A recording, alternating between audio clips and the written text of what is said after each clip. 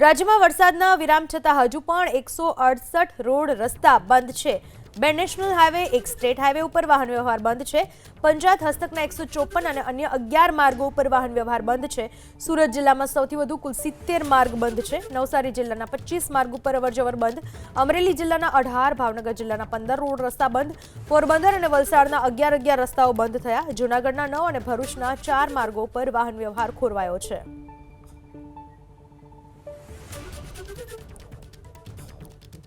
રાજ્યમાં હજુ પણ વરસાદના વિરામ બાદ પણ રોડ રસ્તા બંધ હાલતમાં જોવા મળી રહ્યા છે, જેના પરિણામે લોકોને હાલાકીનો સામનો કરવો પડી રહ્યો છે। સુરત જિલ્લામાં સૌથી વધુ 70 માર્ગ બંધ છે। નવસારી જિલ્લાના 25 માર્ગો ઉપર અવરજવર બંધ।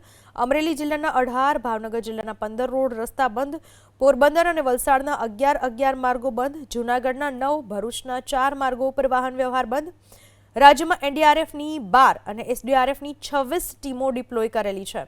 અમરેલી અને સુરતમાં એનડીઆરએફની 2 ટીમો ડિપ્લોય કરાઈ છે। રાજ્યમાં એસડીઆરએફની 5 ટીમો કાર્યરત છે। રાજ્યના 10 ડેમ હાઈ એલર્ટ પર છે। રાજ્યના 4 ડેમો એલર્ટ પર છે। રાજ્યના 11 ડેમ વોર્નિંગ લેવલ ઉપર છે।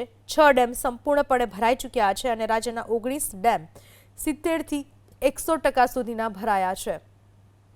ગુજરાતમાં જે રીતે સાર્વત્રિક વરસાદ વરસ્યો તેના પરિણામે જળાશયોમાં નવા નીરની આવક થઈ છે, તો સાથે સાથે એનડીઆરએફ, એસડીઆરએફની ટીમ પણ કાર્યરત છે અને રાજ્યના હજુ પણ 168 રોડ રસ્તા બંધ છે, જેમાં 2 national highway, 1 state highway, panchayat હસ્તકના 154 અને અન્ય 11 માર્ગો જ્યાં પરિવહન સેવા બંધ છે।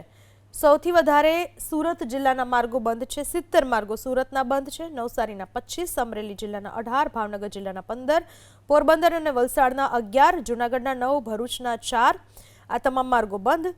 રાજ્યમાં એનડીઆરએફની 12, એસડીઆરએફની 26 ટીમો ડિપ્લોય।